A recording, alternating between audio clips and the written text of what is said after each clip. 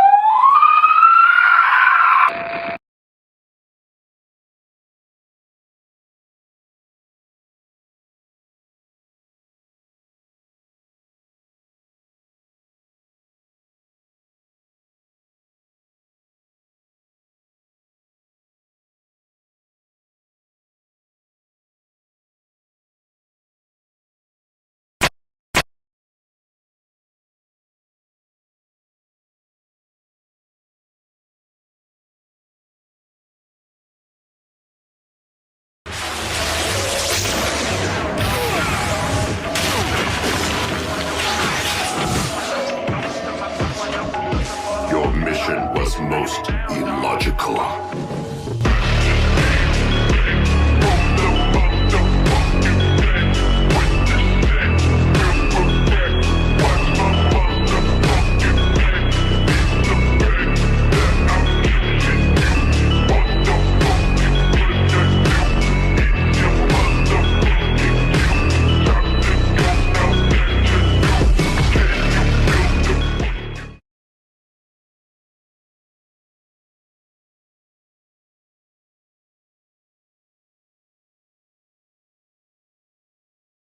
Who is Shockwave? First appearing in episode 1 of 1984's The Transformers, Shockwave is the Decepticon scientist left on Cybertron. Responsible for the space bridge, Shockwave's story gets much darker. In the Marvel Comics series, Shockwave aims for leadership through pure logic. IDW's Shockwave is a lobotomized former senator that would impersonate a Prime to rewrite history after traveling back in time. And in Prime, he would clone and resurrect the Predacons. Sometimes a ruthless monster, sometimes a calculated madman.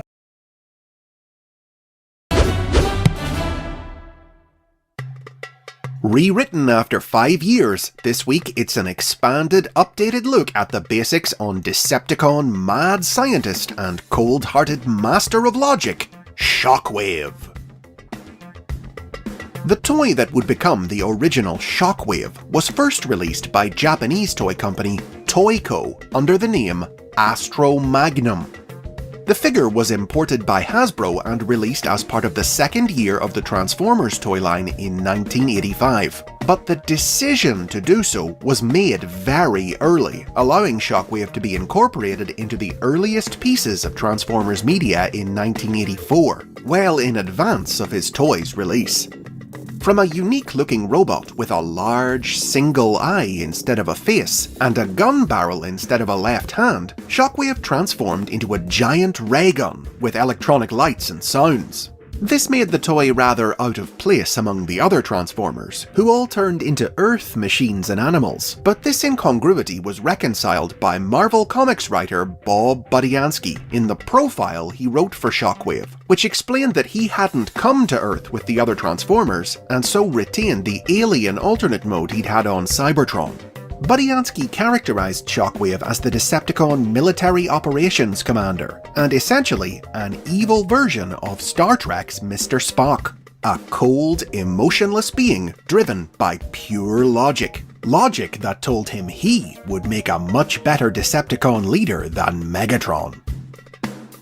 Shockwave's pursuit of leadership was central to his role in the Marvel comic book. In this series, after the other Transformers crashed on prehistoric Earth and were knocked offline, Shockwave followed them to the planet, where he was met by the Dinobots, 5 Autobots who had been reactivated by their spacecraft to fight him off. In the ensuing battle, Shockwave was deactivated and buried under a landslide, where he remained for 4 million years, until a probe sent out by the Autobots after their awakening in 1984 accidentally reactivated him.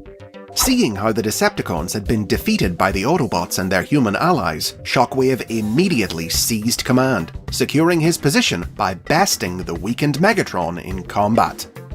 He went on to serve as one of the comic's main villains, appearing in both the US series and in exclusive stories written for the United Kingdom's version of the title, repeatedly clashing with Megatron over leadership, with command shifting back and forth between the two from story to story. Shockwave was handled very differently in the Transformers animated series.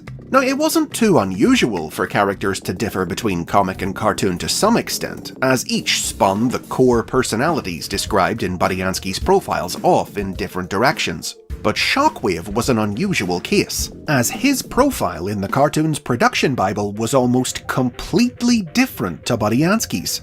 We don't know if it was an early draft that never got updated, or a deliberate change made by another writer, but it cast the emotionless bot not as Megatron's rival, but as his most loyal servant.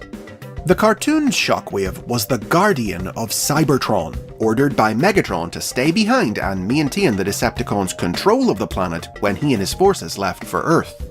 As such, Shockwave showed up only in intermittent guest appearances in the show's first 2 seasons, notably helping to establish the space bridge that linked the two worlds. Voice actor Corey Burton considers Shockwave his favourite of the roles he played on the series. He based his performance on actor David Warner, in homage to Warner's role as the Master Control Program, a similarly cold and merciless computer being from the 1982 film Tron. Hunt them down, Sentinel, and report their destination to me. Shockwave's toy was discontinued in 1986, which led to him being phased out of both the cartoon and the comic. A death scene for him was scripted for The Transformers the movie, in which he perished during the monster planet Unicron's attack on Cybertron, but it didn't make it into the finished film.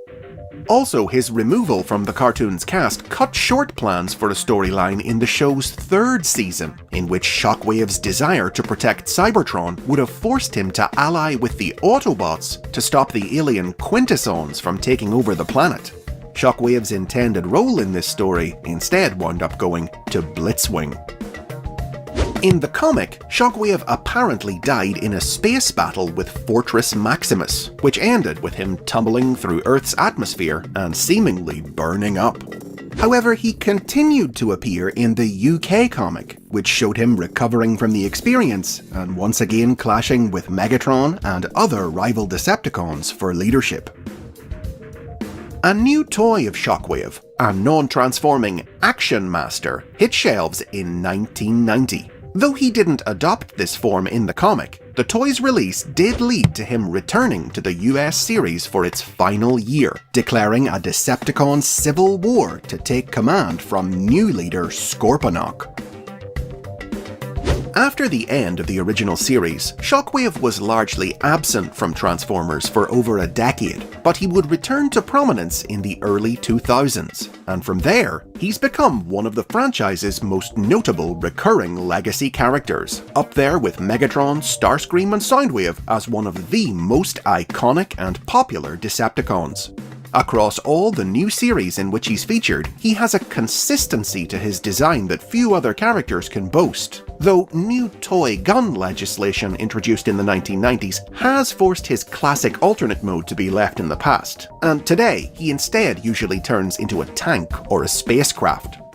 Additionally, the huge difference between the classic cartoon and comic versions of Shockwave has inspired new series to characterize him in a variety of different ways, sometimes as a rival to Megatron, others as a loyal follower.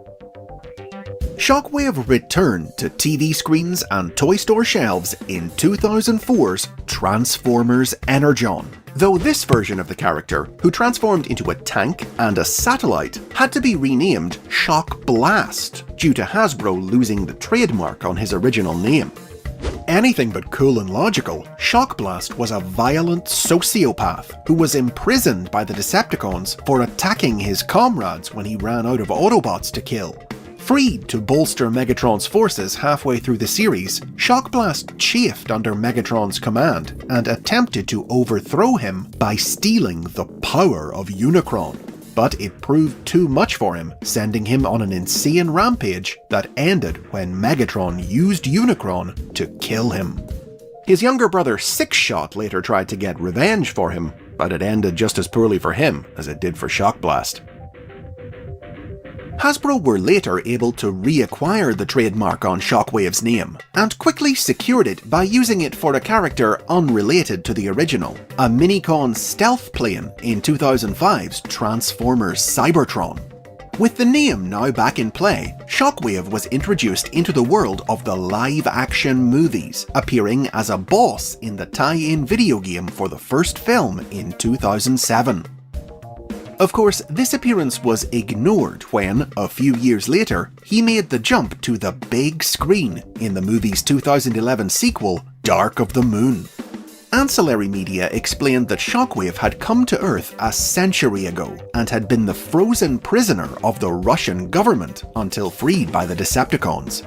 He was purely a remorseless killing machine who menaced the Autobots with his colossal pet Driller monster until he was taken out by Optimus Prime. But though he was dead, his likeness lived on in man-made drones seen in 2014's Age of Extinction, and in Nitro Zeus, an admirer of Shockwave's out to get revenge for his death from 2017's The Last Knight. In 2008, Corey Burton returned to voice Shockwave in Transformers Animated. This series reinvented the character as a Decepticon undercover agent who possessed size-changing powers that allowed him to alter his appearance and pose as an Autobot crane named Longarm. In a new spin on his classic Left Behind on Cybertron story, Shockwave used this false identity to remain on Cybertron after the Decepticons were exiled at the end of the war and infiltrate the Autobot military. As Megatron's loyal man on the inside, he climbed through the ranks until he was head of Autobot intelligence, sowing confusion and chaos from within to aid his leader in his plot to retake the planet. But throughout the 2000s, it was in comic books that some of the most significant new incarnations of Shockwave would appear. Dreamwave Productions comics combined aspects of his classic Marvel and cartoon portrayals, depicting a Shockwave whose dedication to Cybertron's well-being led him to turn against Megatron and pursue his own sinister agenda in the name of protecting the planet. While a few classic stories had depicted Shockwave as possessing some mechanical engineering skill, Dreamwave placed significant emphasis on the character's scientific abilities, his efforts to ensure a future for Cybertron leading him to experiment with Transformer genetics to advance their evolution, creating triple changers, clones, and more. Dreamwave's idea of Shockwave as a scientist who considered the future of Cybertron more important than factional loyalty carried forward into IDW Publishing's comic books. IDW gave him a new backstory as a senator who, unable to effect the change he wanted for Cybertron from within the system, began acting outside the law to achieve his goals. As punishment for his crimes, his fellow senators lobotomized him, removing his emotions, inadvertently resulting in the creation of the cold, logic-driven Shockwave, who would serve as one of IDW's primary villains for over a decade of comics. His complex and far-reaching schemes underpinned many of IDW's biggest storylines, endangering Autobot and Decepticon alike, including his creation of powerful ores with which he attempted to collapse the entire universe into a power source for Cybertron, and the manipulation of history itself, traveling back to the dawn of Cybertron and adopting the identity of Onyx Prime, one of the legendary founders of Cybertronian society, in an effort to shape the future to his liking. In 2010, Hasbro introduced the Aligned Continuity, a multimedia project designed to serve as a unified vision for Transformers lore, with Starscream filling the role of Megatron's scheming rival and Soundwave his emotionless loyalist. This universe drew on Dreamwave and IDW's comics to give Shockwave a unique new role of his own. The aligned incarnation of Shockwave was Megatron's loyal, mad scientist, tampering with Transformer genetics and engineering horrors in his lab. In the video game Fall of Cybertron, twisted experiments he carried out on Autobot prisoners led to the creation of the Dinobots. And in the Transformers Prime animated series, he resurrected the prehistoric Cybertronian reptiles, the Predacons, by cloning them from fossilized remains. He would frequently butt heads with Starscream, who was terrified that the efficient and ruthlessly logical Shockwave would steal away his position as second in command. As with a lot of the lore established by the aligned continuity, the concept of Shockwave as a mad scientist has since become the definitive modern take on the character, featured in most subsequent series. In 2018, in addition to making a cameo in the Bumblebee live-action movie leading the Decepticons on Cybertron in Megatron's absence, Shockwave also starred in Transformers Cyberverse, where he transformed into a spider-like walking tank. His scientific feats in this series included the creation of an army of drones cast in his own image, and the rebuilding of the damaged Decepticon Shadow Striker into a misshapen Frankenstein's monster-like form. Ultimately, he willingly gave up his life in an attempt to corrupt the life-giving Allspark with his own evil life force. 2019's Siege toy line gave Shockwave a spacecraft alternate mode that, if you looked closely, was really just his classic laser gun mode turned upside down. This toy earned him an appearance in Netflix's War for Cybertron cartoon, performing various cruel experiments, including draining the life forces of his fellow Decepticons to power their spaceship, the Nemesis. Shockwave also appeared in his Siege form in IDW's 2019 reboot of their comic books. In this universe, he once created a clone army for the mad tyrant Exarchon, and was later employed by Megatron to coordinate his military operations in the early days of the Decepticons' rise to power. Once famous for having two of the most disparate portrayals of any character in classic media, the 2010s have brought a consistency to Shockwave that seems only to have strengthened his position as a staple of the Transformers universe. Where Megatron and the Decepticons go, it's only logical that Shockwave will follow.